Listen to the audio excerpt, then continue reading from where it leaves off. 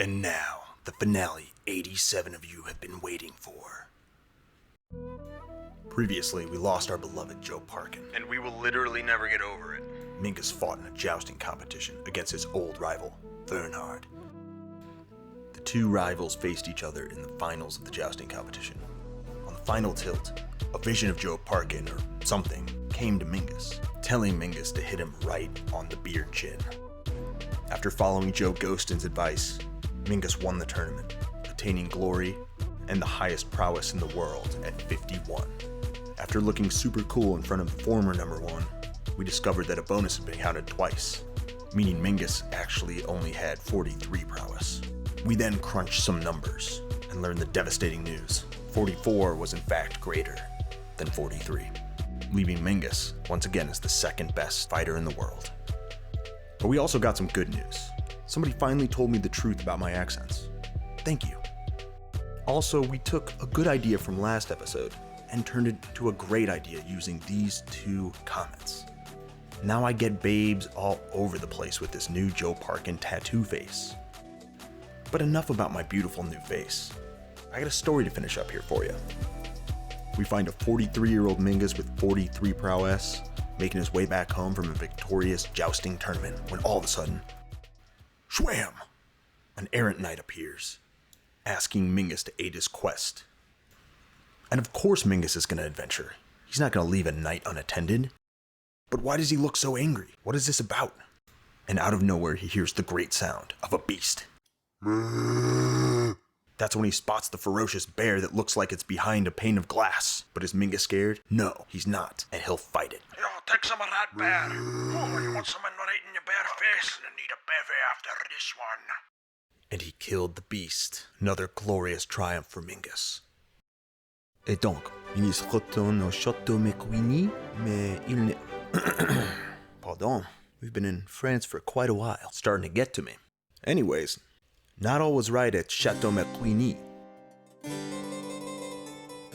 You see, while Mingus was out fighting tournaments, his lover Paula had his Scottish-Italian love baby, and it was definitely his. And Mingus's wife Frederunda was not too pleased about that, and it's causing Mingus some strife. Mingus must let one go. But who? He loves both of them. You know what? Mingus is strong enough, he can take it. Because what's life without a little passion? Question mark. And although Mingus is strong and can take it, he still has to write his thoughts down and journal. And, hey lady, don't read that, it's private. Come on. And even though the lands around Chateau Weenie are surrounded by war, we still have to level up the H trade. We got a ways to go. But luckily for us, we have a tournament to go to.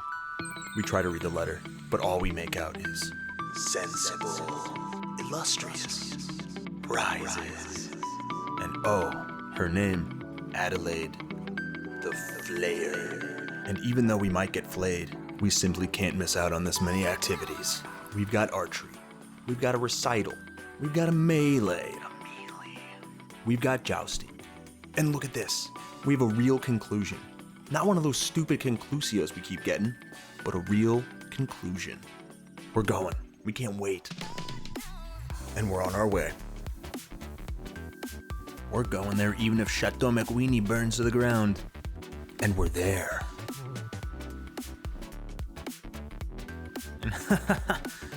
Wait a second, Mingus, don't tell me you're going after her. You've got a wife, you've got a Paula, and you've got a baby with Paula. Besides, her name's the Flayer. I don't think you want to get involved with her. You're a fat rocker if you think I'm going to I'm out of time. All right, man, I believe you. If all you want is archery, then let's get it started. Aerodynamics, it's very clever. Dust is blowing into Mingus's eyes. Come on, Mingus, you can do it. Just shoot across the wind. It literally will work 100% of the time. All right, Mingus, strike true. You just have to stop worrying about the butts and start being one with the bow. You've done it, Mingus. Now you can go back to worrying about the butts again. That's one competition down, one competition won. And our bow is at level 2. Time to sing some songs. And look at Mingus, he's practicing his breathing because he's never done this before. And even though he's never done it before, he's apparently the favorite to win. And what? This is why we keep losing all those melees. Our foot skill is non-existent. Yeah, well, we'll just have to show the world our skill at singing, won't we, Mingus? Our chances of victory aren't good, but we can do it. And oh, what a scene. Guillaume, and I can say his name. I'm allowed to say it. Apparently it's not bad. Messed up a verse, and now is being pelted by vegetables. Boo, boo. Why are you so frustrated, little guy? Oh, apparently Raymond Roger How was that one? has been spitting some verses Mingus doesn't understand. Retaliate with an insult, Mingus. This is it, Mingus. Regale the crowd with a tale of war and victory. You have 1,000,000 of those. And this is the end. Mingus feels that he's winning, but still, our chance to win is only 31%.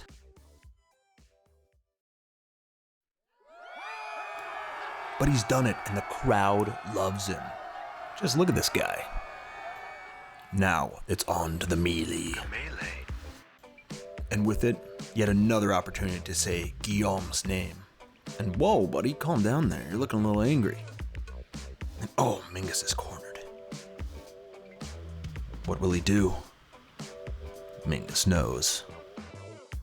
He'll take on all 3 of them. 88% chance he'll do it. They're his. Wait, what? He triumphed, but he was wounded and his score decreased? That's a bug. Oh, but this angry guy's back again. And apparently, he's very famous. Apparently he claims he and Mingus are the 2 most famous fighters in the world. We'll see about that, buddy. We'll see who in the end is the noblest of foes. Wait, what? Haha, it was Mingus. And we're entering the final rounds. It's looking pretty good. We might win all of them this time. But once again, it shows that even though you're the most powerful and best fighter in the world, you ultimately get brought down by your non-existent skill in fighting on foot. And you're weak. But what's not non-existent is horse skill. It's 3. 3 is awesome. And even better, we have Super Clyde Max. And I know the best way to win this. It's with a montage, so let's get it started.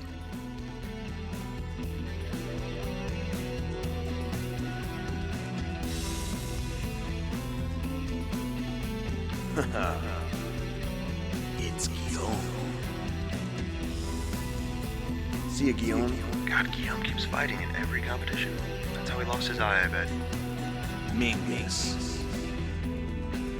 Angry guy. Super Clyde Max. Irrelevant horse.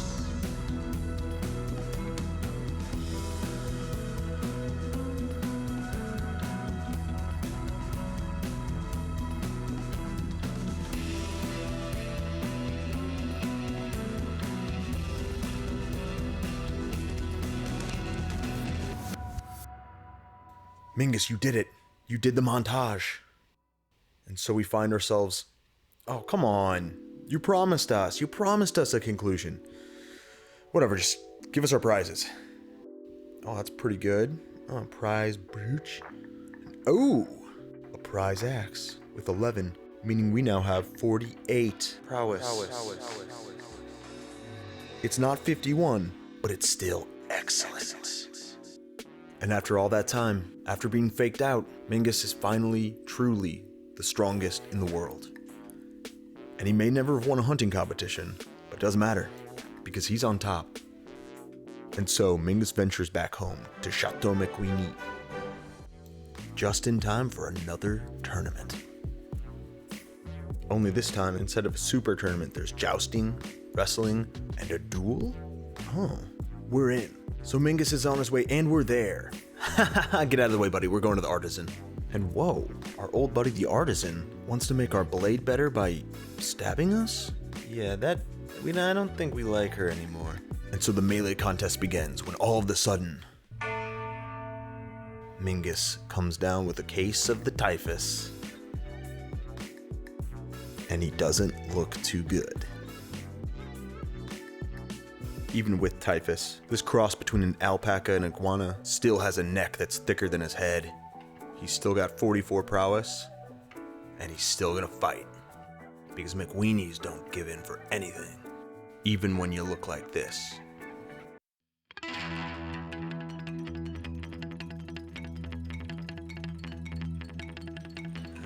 See ya. What?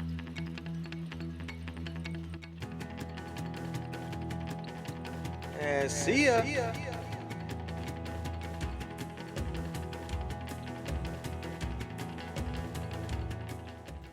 Hey, Pope.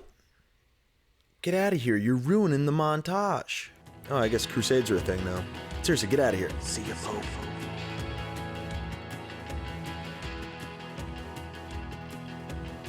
Mingus has done it. Even with Typhus, Mingus... Wait, I don't think that's Mingus. There we go. Even with Typhus, Mingus won the competition that he hasn't won since he was a young man. Man, he looks really bad. But he did it, and that's what matters. And guess what? He already lost Typhus. I guess that's how Typhus works. I don't know. I'm not a doctor. Mingus isn't either, but he's a champion, and he's about to win a joust. So let's go ahead and take care of the competition real quick.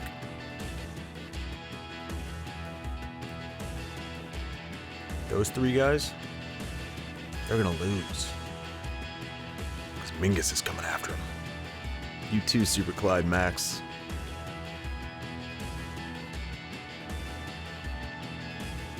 One by one, they fall, and Mingus rises once again as champion.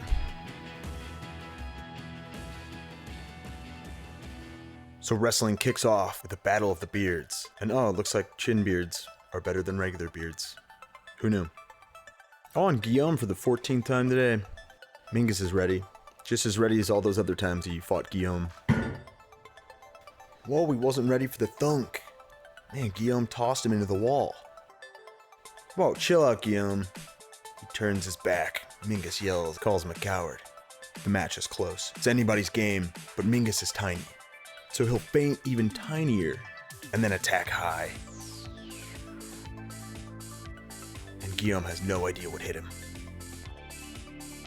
And, come on, Pope, you gotta stop interrupting us like this. This isn't the, church or something. I don't know. Now here, take some gold and leave us alone.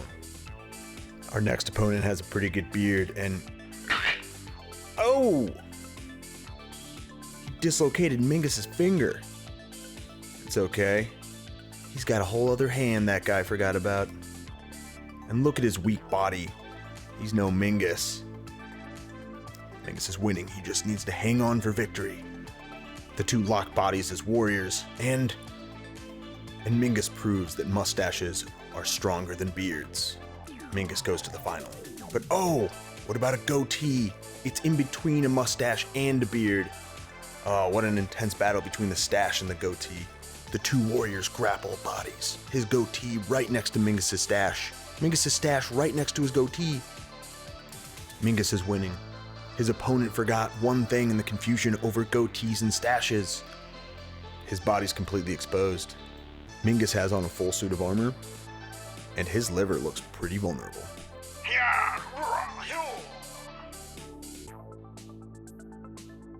Mingus delivered the old gauntlet to the liver, and whoa, we're into the duel. The quarterfinals begin. We can almost taste a tournament sweep. Mingus has you now. Oh, Mingus is winning by some margin. The two opponents eye each other down. It's not even close. 86% chance to win, and... No. Another failure. I thought we had him. And with that, we've reached another... Man, they've really got to fix that. Anyways, just give us our prizes and we'll get out of here. We're out of here. But that wasn't even the best prize of all. The best... No, not you, baby. You get out of here, too. The best prize is that sweet, sweet gain of prowess. But Fredorender exploded when she saw how much prowess we had. But actually, she probably died of heart disease. She ate a lot. I just didn't show you guys. We'll miss you, Fredorender. And we'll still never know your name. Well, now that our wife's dead, I guess we should learn Italian and speak to our girlfriend. Italian. Vulgar. So I think that's what we'll leave the first part of the finale. It's gonna take a while to learn Italian. There's a lot of hand motions we'll have to get down, but I think we can do it. And we're so close. We have 55 prowess, we're the strongest in the world. We finally did it. Mingus finally achieved one of his goals. But we're not done. We still need to become the greatest tournament champion of all time. And even though we're almost there, Mingus still has a lot that he wants to accomplish.